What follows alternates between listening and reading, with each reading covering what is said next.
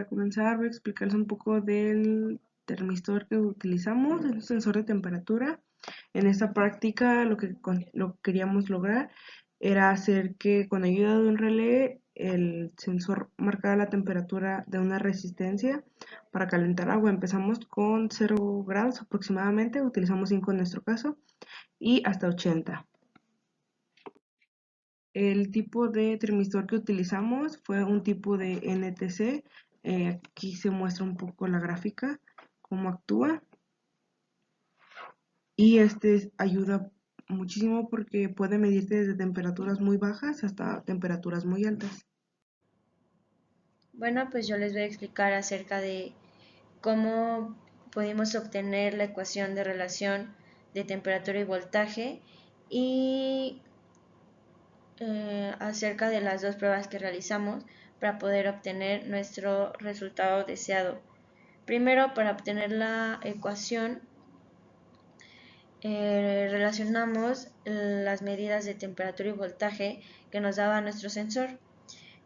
Con estas medidas pudimos realizar la tabla que se muestra aquí.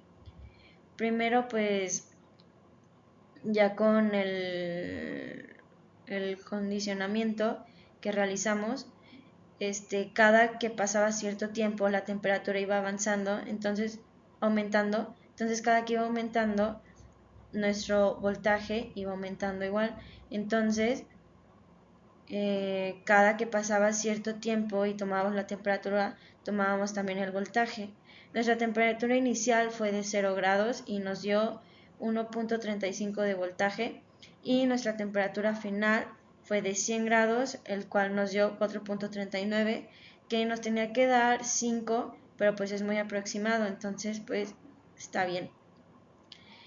Y así fue como pudimos sacar la ecuación, la cual pues con este condicionamiento podemos comparar la temperatura y el voltaje, y después con esta poder realizar nuestro programa en LabVIEW para que nos mostrara la temperatura del agua.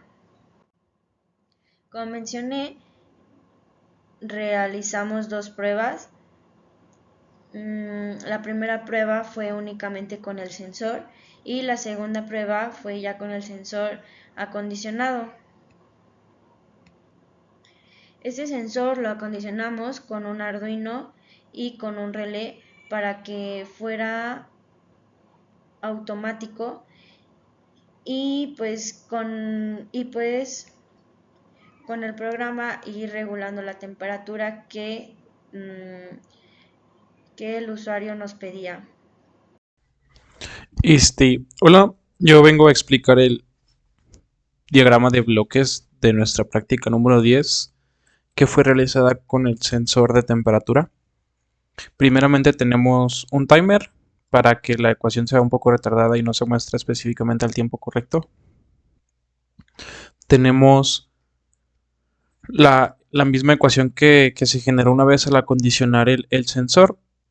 Toda esta dirigida por compuertas de multiplicación, suma y resta, dependiendo de los valores que vaya mostrando.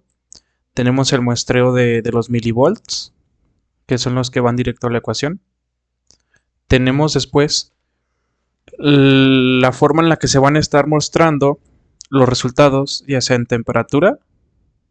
Tenemos también la gráfica, la waveform chart, la gráfica que genera picos, y un tanque que semeja el los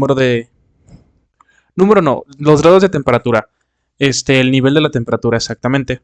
Y después, para el control de temperatura exacto que realizamos, tenemos las compuertas de comparación y una AND.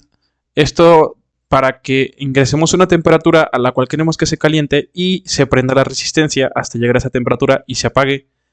Junto con eso tenemos un termómetro que lo muestra y un LED que señala cuando la resistencia que está conectada se haya encendido correctamente, y que cuando se apague, igualmente el LED se apague. Junto con eso la conexión Arduino, un Open de links con la compuerta número 3 de conexión, la variable 115-200 y la compuerta de error. Después tenemos un analog rig read, perdón, que es el que va conectado directamente hacia toda la ecuación, porque es el que muestra los datos.